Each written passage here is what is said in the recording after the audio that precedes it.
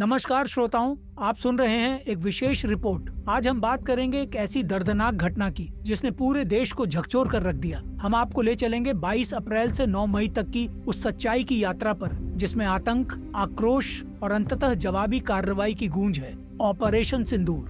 22 अप्रैल 2025 की शाम जम्मू कश्मीर के शांत पहलगाम में अचानक गोलियों की आवाज गूंज उठी।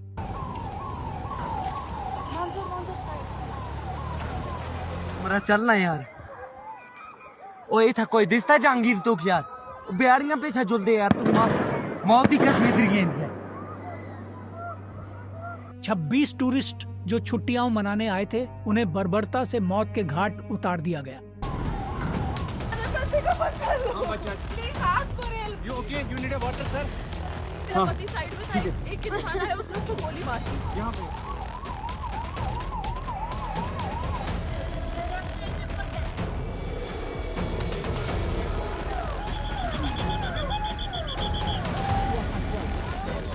उतार दिया गया। आतंकियों ने पहचान पूछकर सिर्फ पुरुषों को सीने में गोली मारी। महिलाओं और बच्चों को छोड़ते हुए उन्होंने कहा, जाकर मोदी को बता देना हमने क्या किया। जिस बंदे ने मेरे पति को मारा ना वो वही जा रहा था। मैंने उसे बोला मुझे दे मारो, तूने मेरे पति को मारा। मेरे सन में भी बोला तो उसने हमें नहीं मारा। उसने बोला मोदी को बोलो। ये हमला सिर्फ एक आतंकी हमला नहीं था, ये एक स्पष्ट संदेश था, डर फैलाने का, भारत की आत्मा को चोट पहुंचाने का। उस समय प्रधानमंत्री नरेंद्र मोदी सऊदी अरब की राजकीय यात्रा पर थे। जैसे ही उन्हें सूचना मिली, उन्होंने द्वारा बीच में ही रद्द किया और तुरंत भारत लौट आए। 24 अप्रैल को एक आपातकालीन कैबिनेट मीटिंग के बाद उन्होंने देश को संबोधित किया। जम्मू कश्मीर के पहलगाम में आतंकियों ने मासूम देशवासियों को जिस बेरहमी से मारा है, उससे पूरा देश व्यथित है। कोटि कोटि देशवासी दुखी हैं। आज उन सभी की मृत्यु पर करगिल से कन्याकुमारी तक हमारा दुख एक जैसा है, हमारा आक्रोश एक जैसा है।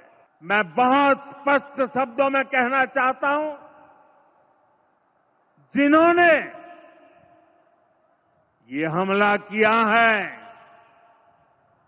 उन आतंकियों को और इस हमले की साजिश रचने वालों को उनकी कल्पना से भी बड़ी सजा मिलेगी। सजा मिलकर के रहेगी। आतंकियों को ऐसी सजा मिलेगी जिसकी कल्पना भी नहीं की जा सकती। प्रधानमंत्री ने सेना के वरिष्ठ अधिकारियों से मुलाकात की और उन्हें खुली छूट दी। जगह और समय तुम तय करो, कार्रवाई जबरदस्त होनी चाहिए।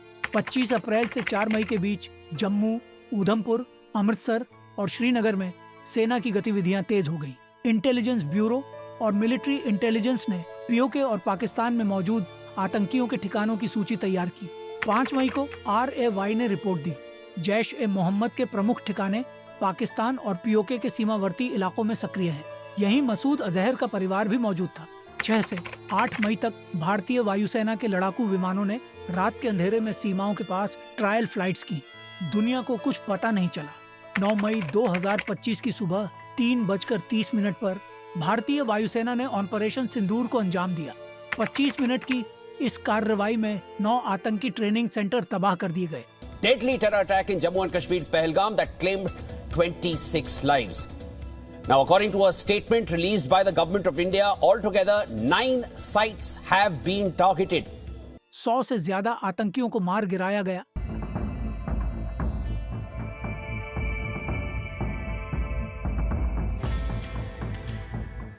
मसूद अजहर के परिवार के 10 सदस्य भी मारे गए। मसूद का परिवार मारा गया है। जैश-ए-मोहम्मद के चीफ मसूद, एक बड़ी कामयाबी भारतीय सेना के लिए, भारतीय सरकार के लिए।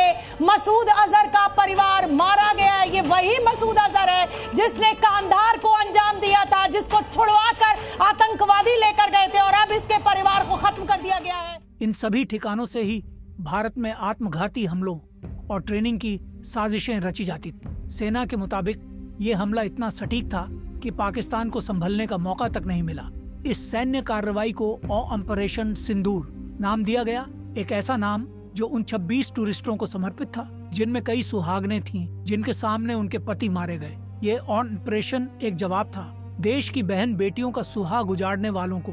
कार्रवाई के 9 घंटे बाद 2 बेटियों ने दुनिया को बताया कि भारत अब चुप नहीं रहेगा। ऑपरेशन सिंदूर 22 अप्रैल को पहलगाम में हुए विभत्स आतंकवादी हमले के शिकार मासूम नागरिकों व उनके परिवारों को न्याय देने के लिए लॉन्च किया गया था। इस कार्रवाई में 9 टेररिस्ट कैंप्स को टारगेट किया गया और पूरी तरह से इसे बर्बाद किया गया। पाकिस्तान में पिछले 3 दशकों से टेरर इंफ्रास्ट्रक्चर का निर्माण हो रहा है। इसमें recruitment, indoctrination centres, training areas व लॉन्च पैड शामिल थे, जो पाकिस्तान और पाक अधिकृत जम्मू कश्मीर POJK दोनों में फैले हैं। Operation Sindoor was launched by Indian Armed Forces to deliver justice to the victims of Pahalgam terror attack and their families. 9 terrorist camps were targeted and successfully destroyed. Over the last 3 decades, Pakistan has systematically built terror infrastructure. It is a complex web of recruitment and indoctrination centers, training areas for initial and refresher courses, and launch pads for handlers. These camps are located both in Pakistan as well as Pakistan occupied Jammu and Kashmir areas. Some of the well-known training camps are located, as you can see on the screen. They are distributed from Savai Nala in the north, counting to approximately 21, ending at Bhagalpur to the south. इन लक्ष्यों का चयन विश्वसनीय intelligence सूचनाओं के आधार पर हुआ ताकि आतंक गतिविधियों की रीढ़ तोड़ी जा सके, और यह खास ध्यान दिया गया कि निर्दोष नागरिकों और सिविलियन इंस्टॉलेशन को नुकसान न पहुंचे।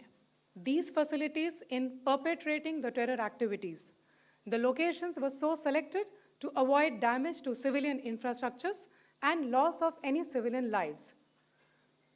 This was done with due diligence, and the camps selected for targeting and their engagement will now be shown to you one by one. Colonel Sofiya Qureshi, army की पहली महिला unit commander wing commander Vyomika Singh, mission के air intelligence को lead करने वाली अधिकारी। इन्होंने press briefing में कहा, यह कार्रवाई न सिर्फ बदला थी बल्कि एक चेतावनी थी। भारत अब अपनी चुप्पी तोड़ चुका है। अमेरिका, फ्रांस और जापान ने भारत के आत्मरक्षा के अधिकार का समर्थन किया। पाकिस्तान ने दावा किया कि हम निर्दोष हैं, लेकिन संयुक्त राष्ट्र की शुरुआती रिपोर्ट में पाया गया कि मारे गए सभी आतंकी एक्टिव थे। चीन ने तटस्थ रुख अपनाया, लेकिन कार्रवाई को संप्रभुता का उल्लंघन बताकर कूटनीतिक संवाद की मांग की। 9 मई के बाद देश की सुरक्षा नीति में बड़ा बदलाव देखा गया। अब भारत रिएक्टिव नहीं बल्कि प्रोएक्टिव रणनीति पर काम करेगा। प्रधानमंत्री ने कहा, हम पर वार करने वालों को हम उनकी धरती पर जवाब देंगे। इस घटना ने न सिर्फ शोक दिया बल्कि एक नई शुरुआत की। ऑपरेशन सिंदूर ने यह स्पष्ट कर दिया कि भारत अब शब्दों से नहीं, एक्शन से जवाब देगा। आप सुन रहे थे देश की बात। एक विशेष रिपोर्ट। इस एपिसोड को ज्यादा से ज्यादा शेयर करें ताकि देशवासियों तक सच्चाई पहुंचे और उन्हें गर्व हो। भारत अब सहने वाला देश नहीं रहा। जय हिंद, वंदे मातरम।